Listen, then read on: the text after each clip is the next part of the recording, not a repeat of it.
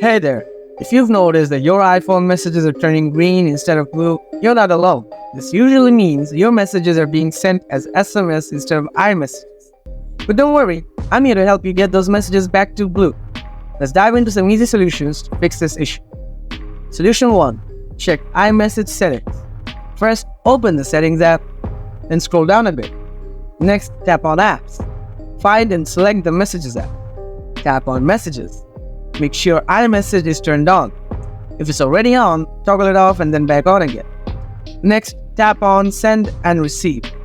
Ensure your iMessage is activated with either your phone number or Apple ID. Go back to the previous screen.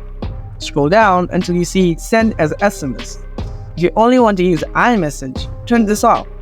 However, if you want to use text messaging when iMessage isn't available, leave it on. Solution 2.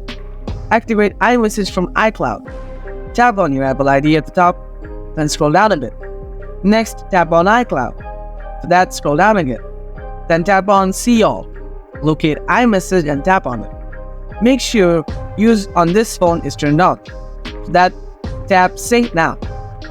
Solution 3. Turn off restrictions. Open the Settings app, then scroll down, tap on Screen Time. Next, scroll down again. Tap on Content and Privacy Restrictions. Make sure to toggle this off. Solution 4. Check your internet connection. Make sure your iPhone is connected to Wi-Fi or has cellular data enabled. If you're on Wi-Fi, try switching to cellular data or vice versa to see if that helps. Solution 5. Reset network settings. Open the Settings app, then scroll down. Next, tap on General. Scroll down and select Transfer or Reset iPhone. Tap on Reset. Choose Reset Network Settings. Keep in mind, this will reset your Wi-Fi password. That's it. You should now have your iPhone messages back to blue.